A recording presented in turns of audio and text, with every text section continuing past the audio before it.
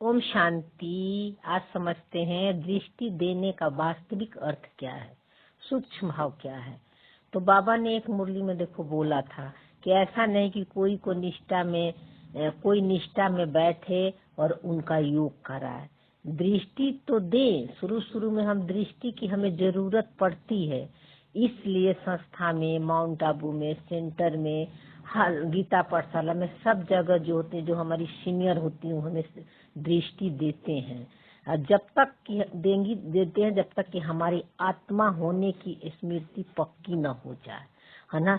जब ज्ञान आत्मा होने की स्मृति पक्की न हो जाए, यानी जब हमारी समझ पूरी तरह हमें ज्ञान बाबा के समझ में न आ जाए, तो जब ज्ञान के सूक्ष्म समझ आ जाती है कि मैं शरीर नहीं आत्मा हूँ, अंदर में आत्मा होने का एहसास हो जाती है, अवेयरनेस आ जाती है, तब हमें दृष्टि देने और लेने की कोई जरूरत नहीं पड़ती है ना। क्योंकि हमारी दृष्टि ही आत्मिक बन गई है। ज्ञान की समझ जब तक आती नहीं है, इसलिए बैठकर योग करना है, दृष्टि देना है, कमेंट्री करना है, विजुलाइज करते हैं। लेकिन इन सबों को अभ्यास तब तक कराया जाता है जब तक कि आपकी स्थिति अच्छी न बन जाए, है ना। जैसे छोटे बच्चे हैं, है ना, छोटे बच्चे को हाथ पकड़ के पढ़ाते हैं ना, A for apple, B for boy, तरह तरह के उसको एप्पल का उसको स्पेलिंग याद करवाते थे तो उसको एप्पल दिखाते थे। बैट का बी फॉर बैट बोलो तो उसको बैट दिखाते थे, ताकि उसकी स्मृति पक्की हो जाए, उसको समझ में आ जाए कि एप्पल होता क्या चीज है, कैट होती क्या है, मैट होता क्या है। इसलिए चित्र सहित ना छोटे बच्चे को हम समझाते थे, है ना। और फिर जैसे बच्चे बड़े हो जाते हैं तो फिर क्या होता है, चित्र सब समझाते हैं, वो फिर उनकी समझ हो जाती है ना।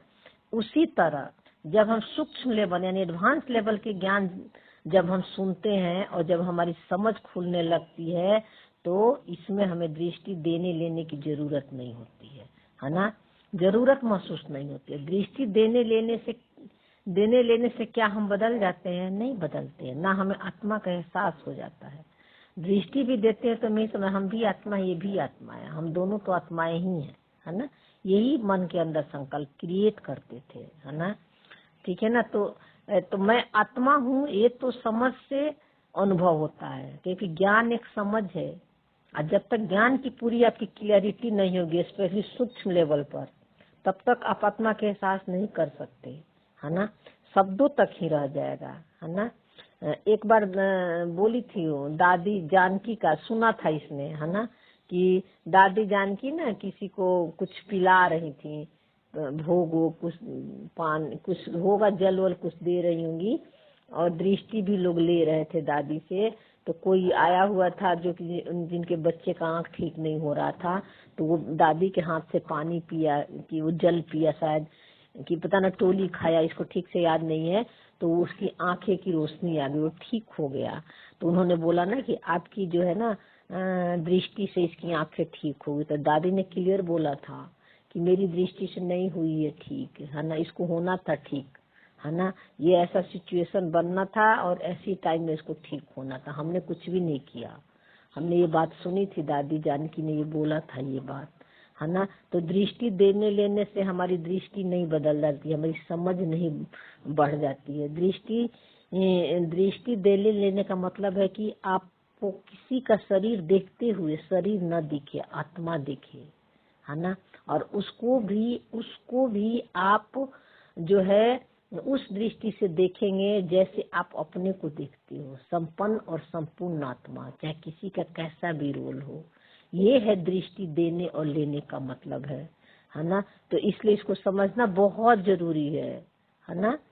नहीं तो जब तक हमारी समझ में ज्ञान नहीं आती है ना, क्लियरिटी नहीं होती है, तब तक ठीक है ना। इसलिए बाबा हमें क्या बोलता है, तुम कर्म योगी हो। हम हठ योगी नहीं है, बैठ के 5-5 6-6 घंटा योग लगा रहे, घर में आ रहे तो फिर हमारी वही की वही स्थिति। ये होता था, है ना। 1-1 2-2 घंटा शायद बैठ के आते थे योग करके, जैसे घर में घुसे, हल्का सा कोई बोला एकदम से पिछला संस्कार अटैक कर देता था, है ना। तो इसलिए हम कर्म योगी हैं। चलते फिरते खाते पीते किसी से बात करते हर समय ये स्मृति होना चाहिए कि पीछे मैं और बाबा दोनों कंबाइंड हूँ, है ना।